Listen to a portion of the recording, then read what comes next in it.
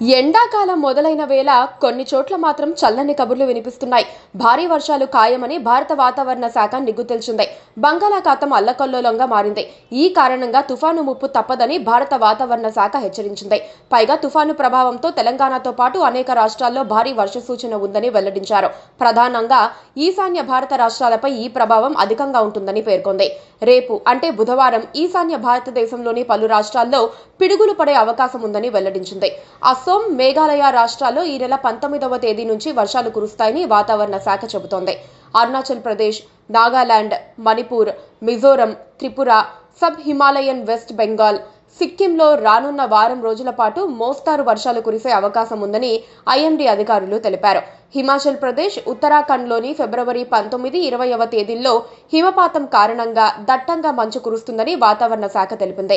ఫిబ్రవరి 17వ తేదీ నుంచి 19వ తేదీలోపు రాజస్థాన్, పంజాబ్, హర్యానాతో పాటు ఉత్తరప్రదేశ్, పశ్చిమ ప్రాంతాల్లో ఫిబ్రవరి 19, 20వ తేదీన వర్షాలు కురిసే అవకాశం ఉందని వాతావరణ శాఖ తెలిపింది. నాగాలాండ్ పరిసర ప్రాంతాల్లో సముద్ర మట్టానికి కిలోమీటరున్నర ఎత్తులో తుఫాను గాలులు కేంద్రీకృతమై ఉన్నాయి.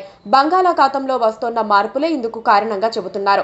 దానికి పడమటి గాలులు తోడు కావటంతో రాజస్థాన్, పంజాబ్ సహా పలు చోట్ల ఓ మోస్తారు నుంచి భారీ వర్షాలు కురుస్తాయి.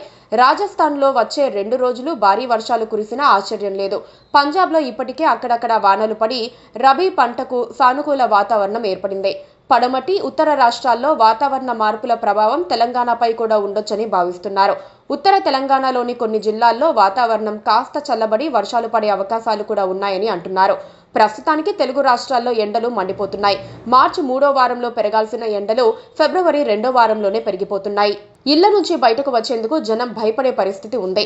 ఎండ దెబ్బకు నగరాలు, పట్టణాల్లో ట్రాఫిక్ రద్దీ తగ్గింది. ఏపీలో పొడి వాతావరణంలో ఎండ బాగా పెరిగింది. జనం ఇప్పటికే ఏసీలు వాడకం మొదలుపెట్టారు. ఉత్తర, ఈశాన్య వాతావరణం మనకు కూడా ఉంటే బావుండునని తెలుగు రాష్ట్రాల జనం ఎదురు చూస్తున్నారు. అయినా మనకు ఉపశమనం కలుగుతుందని మాత్రం వాతావరణ శాఖ ప్రకటించలేదు. Please subscribe to KTV Telugu. KTV Telugu. KTV Telugu channel.